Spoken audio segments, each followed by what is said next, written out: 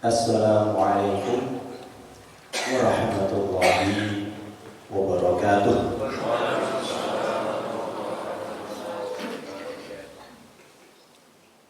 Alhamdulillahi haqqa hamdih wa syukurillahi haqqa syukrih wa la hawla wa la quwwata illa billahil aliyyil azim. Asyhadu an la ilaha illallah wahdahu la syarika lah wa asyhadu anna Muhammadan abduhu wa rasuluh. Allahumma salli ala nabiyyina Muhammadin wa ala alihi wa ashabihi ajma'in, amma ba'd. Fa ya ayyuhal hadirun rahimani wa rahimakumullah, usini wa iyyakum bi taqwallah wa ta'atihi la'allakum turhamun, kama qala Allah ta'ala fil Qur'anil Karim. A'udzu billahi minasy syaithanir rajim. Ya ayyuhalladzina amanu taqullaha haqqa tuqatih wa la tamutunna illa wa antum muslimun. Wa qala aidan ya ayyuhalladzina amanu taqullaha wa kunu ma'as sadiqin. وقال أيضا في آية أخرى ما أفاء الله على رسوله من أهل القرى فلله وللرسول ولذي القربى واليتامى والمساكين وابن السبيل كي لا يكون دولة بين الأغنياء منكم وما آتاكم الرسول فخذوه وما نهاكم عنه فانتهوا واتقوا الله إن الله شديد العقاب. وقال رسول الله صلى الله عليه وسلم اتق الله حيثما كنت واتق الله ما استطعت. صدق الله صدق رسول الله صلى الله عليه وسلم. Yang sama-sama kita hormati, yang ada pimpinan daerah Muhammadiyah Kota Metro beserta dengan jajarannya, beserta dengan anggota pimpinan dan seterusnya. Demikian pula jika ada ibunda pimpinan daerah Aisyah Kota Metro beserta dengan jajarannya. Kemudian ini kayaknya ada pemuda Muhammadiyah dari mana? Jadi pakai peci pemuda Muhammadiyah. Kalau tadi saya disebutkan saya sebagai ketua pimpinan daerah pemuda Muhammadiyah, saya sudah misioner. Periode saya sudah selesai. Sekarang digantikan oleh Ustaz Baharudin Muhammad Izhar, SSI, MA, dari Korps Balik Muhammadiyah Kota Depok juga, yang saat ini ditugaskan kemana Ustaz? Ke Tangger ya? Ya, sangat. Kemudian yang sama-sama kita hormati juga DKM Masjid Al-Mujahidin dan seluruhnya para jemaah rahimani wa rahimakumullah. Bersyukur kepada Allah Subhanahu wa taala pada pagi hari ini kami dari PDM Pimpinan Daerah Muhammadiyah Kota Depok, terkhusus yang memiliki hajat adalah Korps Mubalik Muhammadiyah Kota Depok, yang bapak-bapak dan ibu-ibu bisa menyaksikan yang jaketnya seragam semua kecuali beliau di Ustadz Fatoni. Ini mungkin saya perkenalkan dulu bapak dan hadirin sekalian. Di samping ayahanda pimpinan daerah ada Ustadz Haji Ali Wartadinata, sebelah kiri beliau selaku sekretaris pimpinan daerah Muhammadiyah Kota Depok, ketua pimpinan daerah Muhammadiyah Kota Depok ayahanda Haji Lus Yahya berhalangan hadir dikarenakan kesehatan beliau. Mudah-mudahan beliau segera dipulihkan oleh Allah Subhanahu wa taala. Kemudian di sini dari Qausul Balik ada yang orang Lampung juga, Ustadz Khalilur Rahman Al-Mahfani. Ustadz Mahfan MA, orang Lampung tapi tinggal di Depok. Apa nggak kebagian tempat di Lampung? Atau nggak kebagian jabatan Muhammadiyah? Ini beliau juga, sebetulnya beliau ini yang penggerak Qausul Balik Muhammadiyah Kota Depok. Jadi sejak awal kalau saya pribadi ditanya siapa ketua Qausul Balik, beliau yang layak, bukan saya sebetulnya. Kemudian berikutnya ada Ustadz Sofyan Hakim, kemudian ada Ustadz Haji Agus Salim, ada Ustadz Kurniawan, ada Ustadz Dede Darmawan, ada Ustadz Abdul Mutakir, ada Ustadz Khairil. Ini yang juga unik di Qausul Balik, Ustadz Khairil LCMA, doktor kandidat insyaallah. Beliau ini ahli hadis, tapi di Qausul Balik jadi bendahara. Itu uangnya di jarah wa ta'dil. Makanya laporan keuangannya Masya Allah. Lalu kemudian ayahanda PDM mungkin sebagian ada yang ikut orang pimpinan, namun mungkin berada di tempat yang lain. Dan rombongan kita berapa Ustaz? 22 ya Ustaz? 22, satu bis dan juga satu mobil pribadi. Alhamdulillah, bersyukur kepada Allah Subhanahu wa taala ya, pada pagi hari ini setelah subuh kita bersilaturahim ya, PDM Depok dalam hal ini melalui Qausul Balik Muhammadiyah Kota Depok bersilaturahim dengan pimpinan daerah Muhammadiyah Kota Metro. Mudah-mudahan silaturahim ini menghadirkan banyak kebaikan, keberkahan. Dan jika seandainya kita silaturahim dalam kondisi kebaikan ini, mudah-mudahan silaturahim yang terjaga sampai kemudian kita masih menyambung silaturahim di kehidupan akhirat kelak nanti di surga Allah Subhanahu wa taala. Kemudian bersalawat kepada Rasulullah Muhammad SAW, pada keluarganya, para sahabatnya, para pengikutnya. Mudah-mudahan kepada kita sekalian yang masih berusaha mengikuti sunnah-sunnah yang beliau ajarkan, baik sunnah yang disabdakan dalam bentuk sunnah qauliyah, sunnah yang dicontohkan dalam bentuk sunnah fi'liyah, ataupun sunnah takririyah. Ada yang tidak disabdakan Nabi, tidak dicontohkan Nabi, dilakukan sahabat, disetujui oleh Nabi SAW, disebut dengan sunnah takririyah. Mudah-mudahan kita semua mendapatkan syafaat atas dasar permohonan Nabi Muhammad SAW kepada Allah Subhanahu wa taala, karena pemberi syafaat adalah Allah Subhanahu wa taala ya, yang memunajatkan orang tertentu dan diberikan kepada orang tertentu. Yang berhak bermunajat memohonkan syafaat hanya Rasulullah Muhammad SAW, yang diberikan syafaat orang tertentu, dan syarat utamanya adalah tidak melakukan kesyirikan. Dan insya Allah kalau seandainya kita menjadi bagian dari yang menisbatkan diri menjadi bagian gerakan pengikut Nabi Muhammad SAW, ini mudah-mudahan menjadi bagian dari orang-orang yang murni tauhidnya. Ya, itulah kenapa di himpunan putusan tarjih sebelum membahas yang lain, yang dibahas pertama adalah Kitabul Iman. Kitabul Iman dalam konteks Muhammadiyah adalah rukun iman yang enam. Ya. Ini bapak-bapak, ibu-ibu kehormatan serius, kayaknya saya jadi bingung nih. Atau bahasa saya terlalu Jakarta apa Depok ini?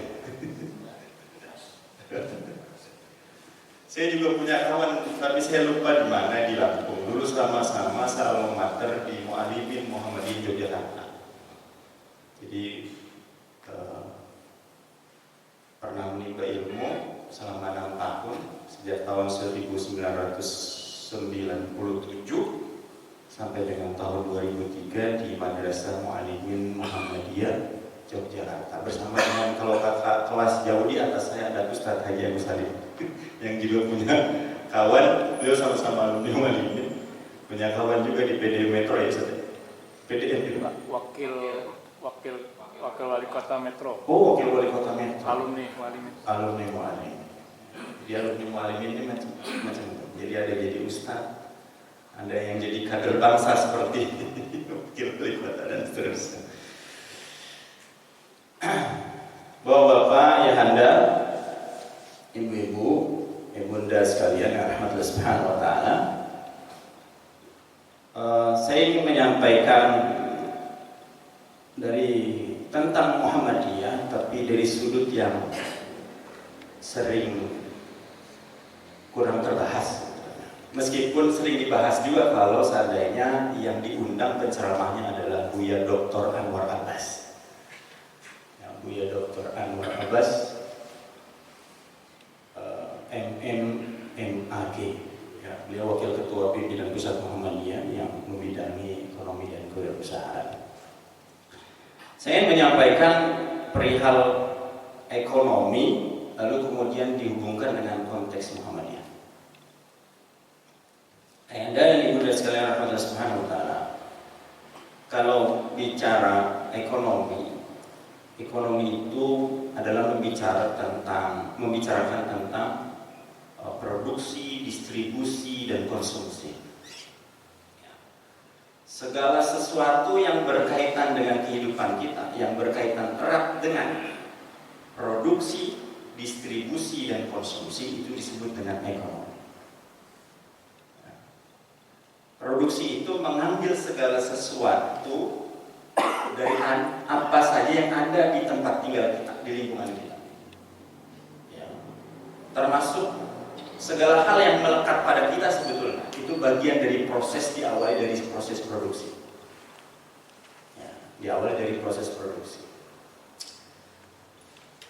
Demikian hal juga kalau ada kendaraan bermotor, mengambil segala hal yang ada di perut bumi lalu kemudian diolah, maka itu disebut dengan proses produksi yang dikenal dengan industri ekstraktif, mengambil segala sesuatu dari perut bumi yang sebetulnya hal tersebut sulit untuk diperbaharui energinya.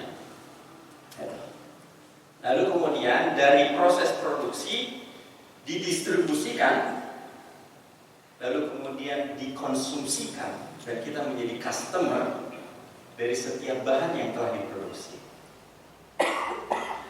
Ketimpangan ekonomi itu menjadi masalah kalau seandainya produksinya bermasalah, distribusinya bermasalah, konsumsinya bermasalah. Ya.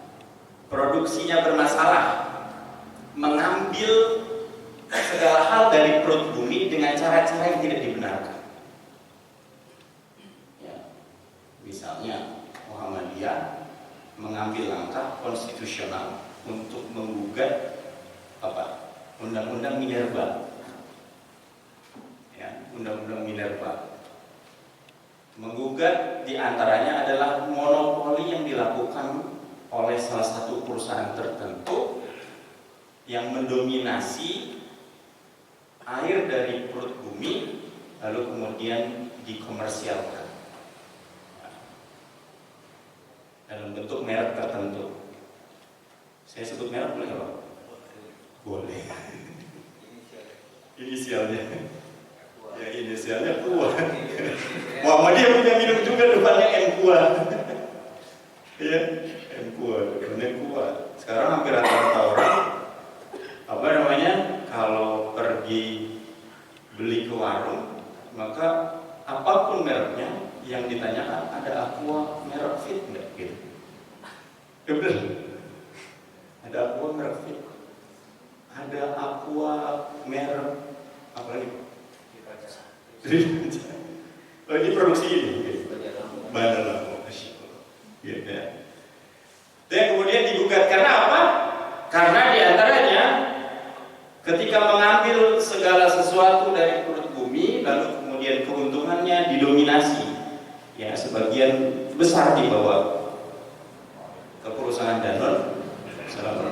Ini alhamdulillah ya ada PDM Depok sudah tiba. Ini ada Pak Haji Rustam. Nah, soal masjid. Masjid kemana Pak? mujahidin kukusan. Di mujahidin di kukusan ada mujahidin juga Pak. Jadi di pimpinan ranting Muhammadiyah Kukusan berdampingan dengan Universitas Indonesia. Itu ada pimpinan ranting Muhammadiyah Kukusan. Di sana masjidnya juga Masjid Al-Mujahidin. Ini ada ketua DKM Pak Ustadz Jakaria. Sama-sama Masjid Al-Mujahidin. Di Jawa Barat, pimpinan wilayah Muhammadiyah Jawa Barat, masjidnya juga Al-Mujahidin sama.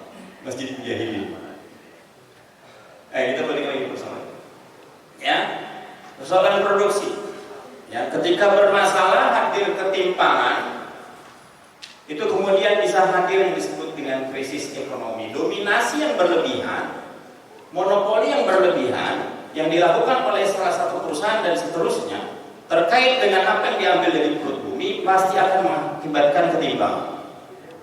Kalau seandainya perusahaan Aqua itu ada di Sukabumi, berapa banyak kesejahteraan yang diberikan dari perusahaan tersebut ke wilayah sekeliling yang ada di Sukabumi.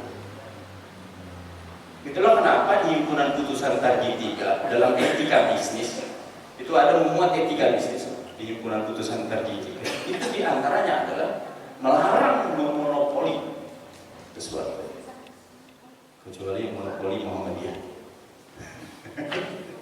Karena kalau Muhammadiyah monopoli pasti untuk maslahat umat, bukan kemaslahatan individu ataupun perusahaan tertentu. Demikian pula ketika pendistribusiannya.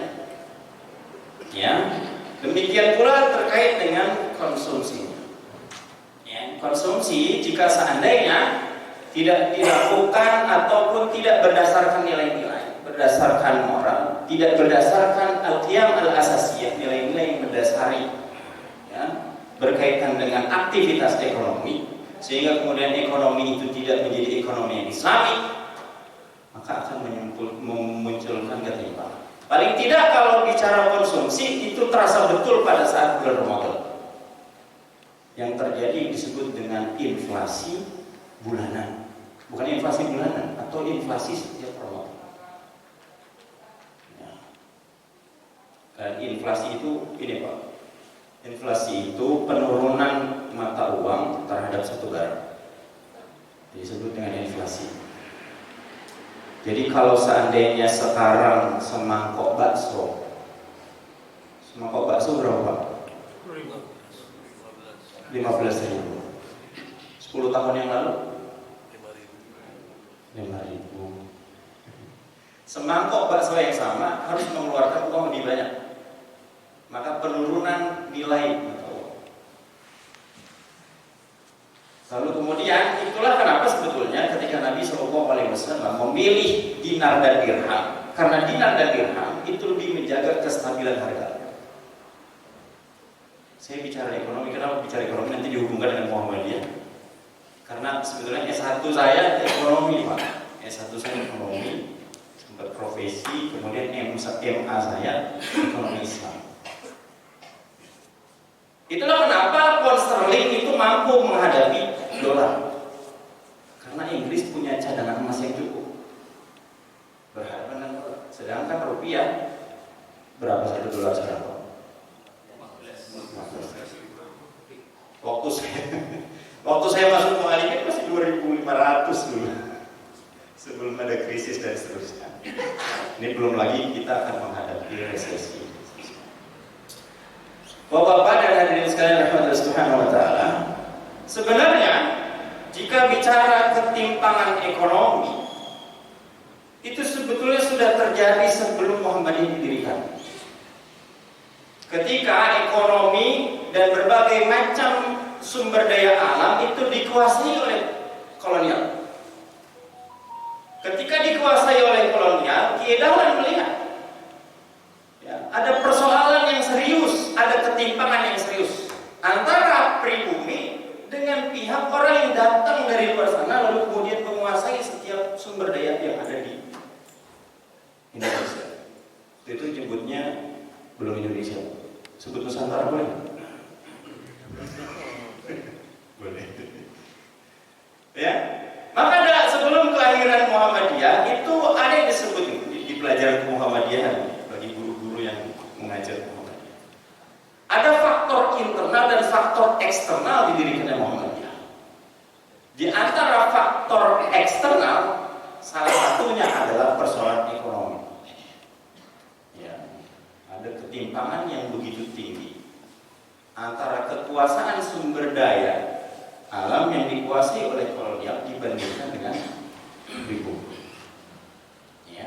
Selain itu, perubahan ataupun kehadiran Muhammadiyah itu dituntut atas dasar perubahan global Islam, ya, yang saat itu mengalami keruntuhan Turki Utsmani, lalu kemudian lahir pembahar-pembahar Islam, di antaranya ada Muhammad Abduh, Syekh Rosid Ridho, Jamaluddin Al-Afghani yang mempengaruhi pemikiran Kiai Madahlan.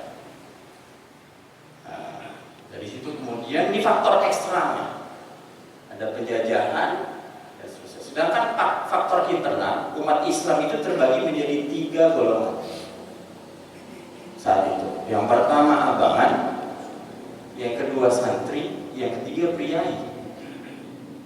Abangan itu dia Islam tapi nggak pernah ibadah. Ya.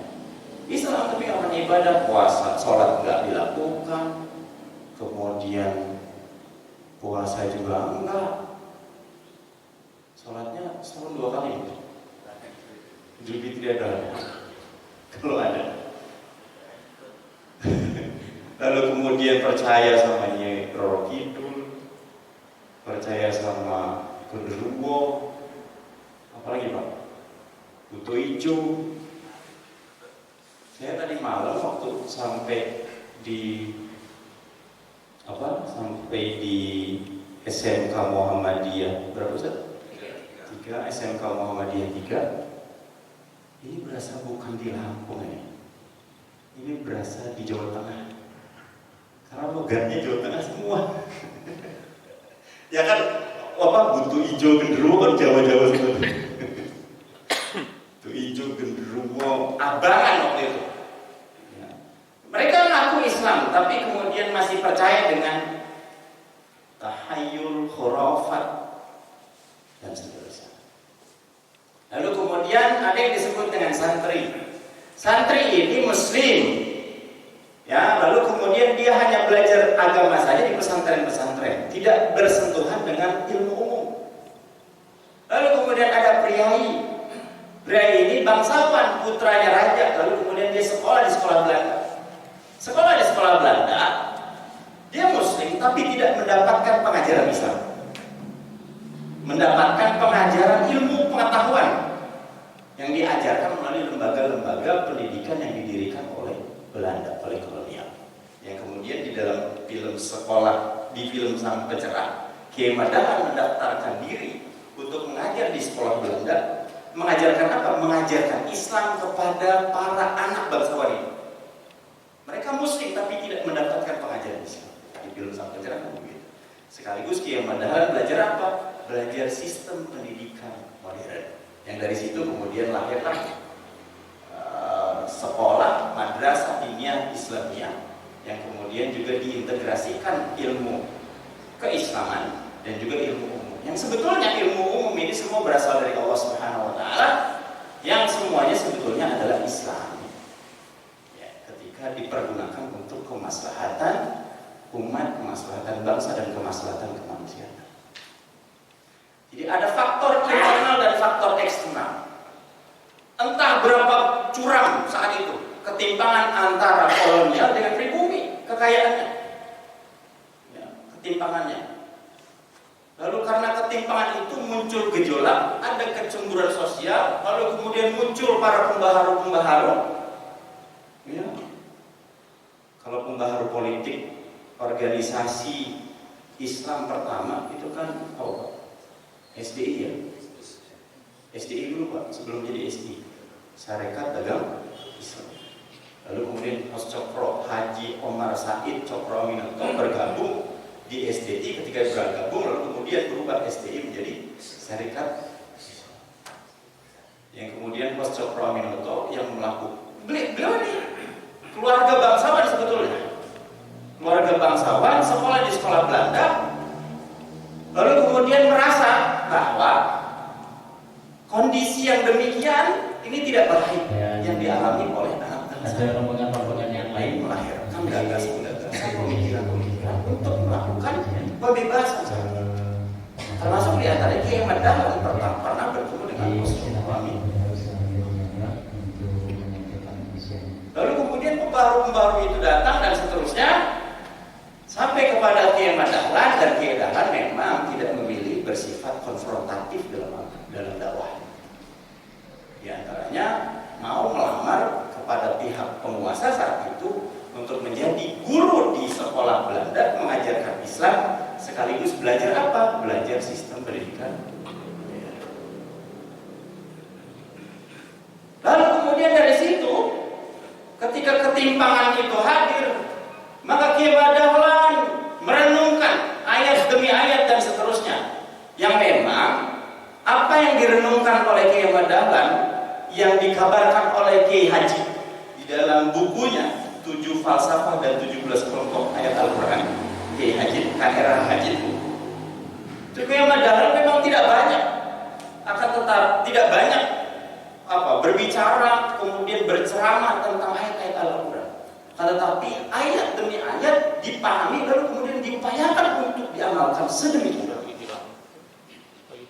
Maka dari situ hadirlah yang kita kenal, ada yang disebut dengan teologi Al-Ma'un. Teologi Al-Ma'un adalah teologi pembebasan. Pembebasan umat Islam dari cengkraman penjajahan, keduafaan ekonomi, keduafaan intelektual, dan keduafaan kesehatan. Dari situ.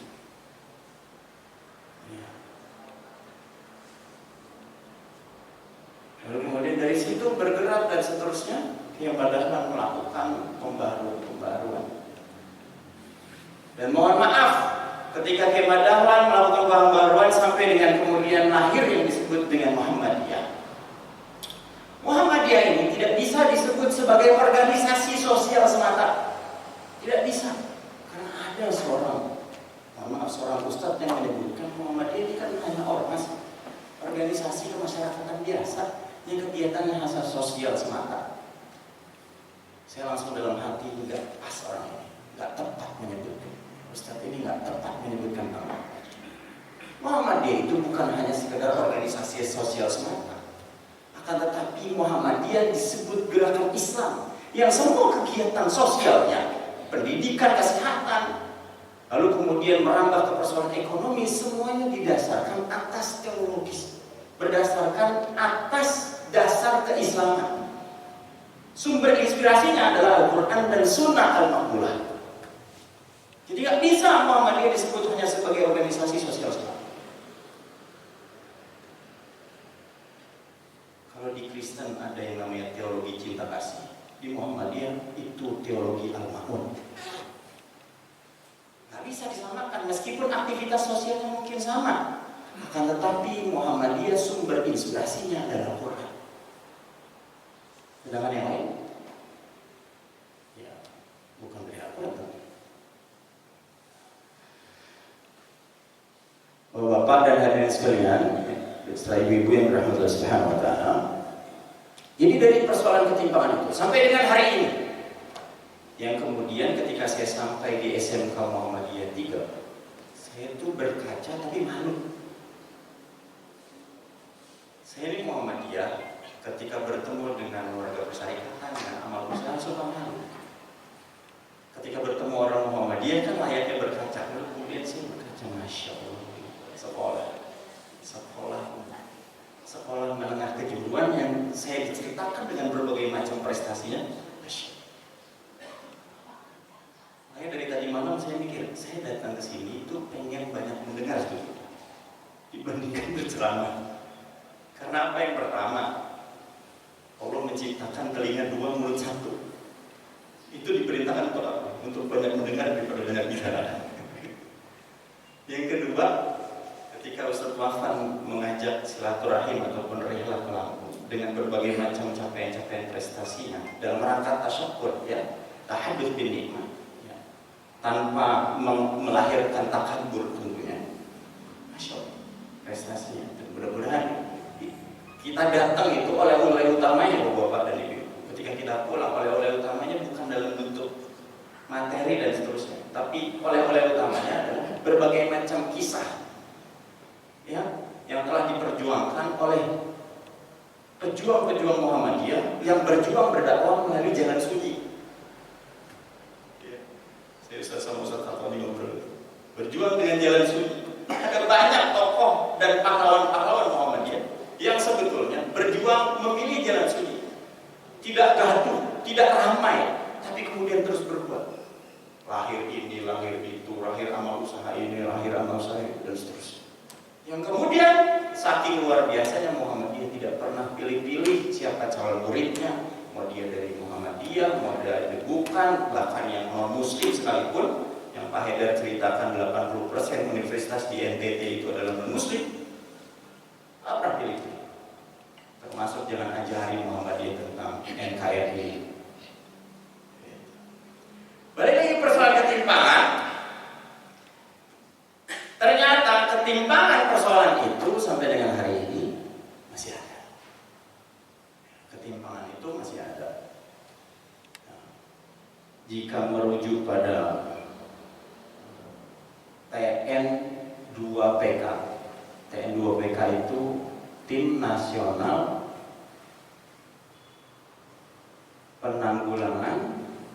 Percepatan Penanggulangan Kemiskinan. Tim Nasional melapor kepada Bapak Presiden di tahun 2019 bahwa ketimpangan Indonesia 1%, mungkin dulu banyak negara ya, 1% orang Indonesia itu menguasai 50% kekayaan aset yang ada di Indonesia. 1%. Ya, 1% menguasai aset di seluruh Indonesia 50%. Jika naik jadi 10% orangnya, dari 1% jadi 10%. 10% orang di Indonesia menguasai kekayaan aset 70% kekayaan Indonesia. Jadi 90% harus berebut, 90% sisanya harus berebut. Berebut apa? Berebut sisa 30%. Padahal dalam Al-Quran, dalam surat Al-Hasyr ayat 7 yang tadi di Muqaddimah telah disebutkan, kaila yakuna dulatan bainal. Harta itu jangan berputar di orang kaya saja. Dan alhamdulillah sebetulnya kesyukuran patut kita ungkapkan ketika Muhammadiyah lahir, yang masih menjadi PR kita semua, itu Muhammadiyah harus memaksa kekayaan yang dimiliki oleh Indonesia itu harus terdistribusi ke semua. Jangan sampai lahir ketimpangan-ketimpangan. Ya. Kaila yakuna dunatan bainal aghniyah. Janganlah harta itu berputar di orang kaya saja. Karena ketika berputar di orang kaya saja akan melahirkan ketimpangan, dan ketimpangan itu melahirkan kecemburuan. Kecemburuan itu tidak menutup kemungkinan hadirnya berbagai macam kriminalitas. Maka sebetulnya di negara muslim ataupun negara yang harusnya negara muslim dengan mayoritas itu, maka orang kaya itu nggak boleh ada yang terlalu kaya dan juga nggak boleh ada yang terlalu miskin. Maka kemudian semua bertemu dalam titik temu yang setara. Inilah yang begitu. Demikian juga dalam surat Al-Ma'arij ayat 24 sampai 25, walladzina fi amwalihim haqqun ma'lum lis-sa'ili wal mahrum. Ya. Dan orang-orang yang hartanya tersedia bagian untuk orang lain, lis-sa'ili wal mahrum. Dari harta yang dimiliki ada hak orang-orang miskin yang meminta-minta ataupun yang tidak meminta.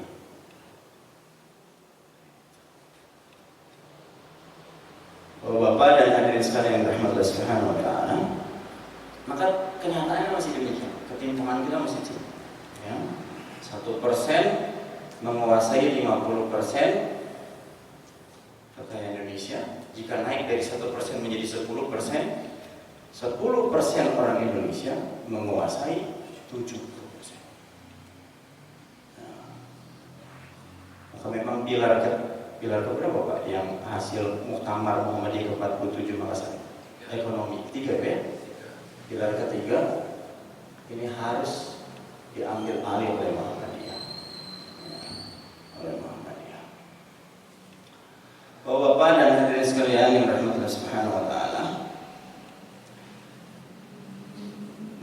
pemaknaan al-mal ya dalam bentuk tunggal ataupun al-amwal ya dalam bentuk jamaknya yaitu harta-harta, itu para ulama memiliki beberapa perbedaan pemaknaan ya, seperti Syekh Yusuf Al-Qaradawi mengkhususkan yang disebut dengan harta ya itu emas dan perak.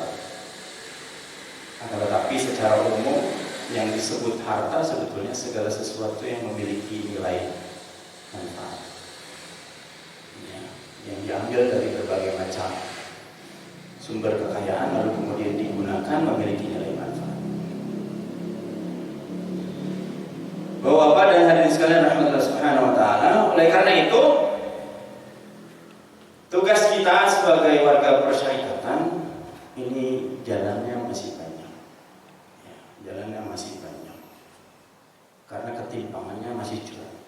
Jadi kalau bicara di Depok, bapak-bapak, di Depok sepanjang Jalan Margonda, ada jalan utama Pak di Depok namanya Jalan Margonda, ada banyak aset-aset besar di situ. Mall di Depok itu ada 4, ada ITC, ada Ramayana, ada di Mall, ada Margo City, ada di itu, ada 5 malah Pak, ada 5 mallnya, jaraknya nggak jauh gitu. Yang jadi pertanyaan, siapa pemilik mall tersebut? Dari yang besar-besar, termasuk apartemen-apartemen. Padahal Depok itu berdekatan, nempel dengan UI, Universitas Indonesia. Ya. Ada satu Pak mallnya yang kayaknya punya Muslim, Pesona Square. Pesona Square itu nampaknya punya Muslim, nampaknya. Saya kurang tahu. Karena setiap 5 waktu adzan berkumandang di mall itu. Jadi sebelum adzan berkumandang ada tilawah dulu, kemudian ketika masuk adzan dikumandangkan di mall tersebut ya, di Pesona Square. Ya, Pesona Square. Ternyata memang persoalan-persoalan yang demikian ini akan melahirkan banyak persoalan yang lain, persoalan kesejahteraan, ekonomi dan seterusnya, termasuk berdampak pada persoalan politik, ya, persoalan budaya, persoalan macam-macam. Ya, ini diantaranya adalah persoalan-persoalan ketimpangan. Ya, termasuk jangan-jangan persoalan-persoalan aliran sesat, boleh jadi motivasinya adalah motivasi ekonomi. Orang yang tidak sejahtera cenderung kesulitan mengakses ilmu pengetahuan, keislaman dan seterusnya, maka mengakibatkan orang tersebut menjadi jumud, menjadi beku, lalu kemudian bertemu dengan orang-orang yang sesat. Yang di Depok ini banyak juga ya, Ahmad Musadik itu. Ahmad Musadik itu orang Depok Pak, guru olahraga, ngaku jadi nabi. Kalau Nabi Muhammad SAW bertahan di Gua Hira, Ahmad Musadik tahan di Gunung Bunder. Lalu kemudian ngaku dapat wahyu, pulang jadi nabi. Pengikutnya bukan sedikit, banyak lagi. Bahkan mantan komisioner KPK pernah ikut itu juga. Yang kemudian belakangan jadi Mila Abraha kemudian ganti menjadi Gerakan Fajar Nusantara. Sekarang nggak tahu gimana. Ya, Masya Allah. Demikian bapak-bapak dan hadirin sekalian, ibu-ibu yang kami hormati. Jadi pesannya dalam Islam itu melarang adanya ketimpangan. Ekonomi harus terdistribusi kepada semua pihak. Ya. Jadi Islam itu harus menjadi solusi. Muhammadiyah memberikan solusi, landasan filosofisnya, landasannya adalah keislaman dalam Al-Quran dan Sunnah Al-Maqbulah. Ya, sedangkan yang lain tidak. Maka kemudian Islam itu selalu likuli makan wa likuli zaman. Islam itu selalu melahirkan kemaslahatan, selalu menghadirkan kebaikan di setiap tempat dari setiap zaman. Muhammadiyah dituntut untuk melahirkan berbagai macam solusi, terutama dalam persoalan solusi ketimpangan. Demikian, terima kasih. Bila isabil haq, fastabiqul khairat, nasrul minallah, wa tunkarib bismillahirrahmanirrahim. Assalamualaikum warahmatullahi wabarakatuh.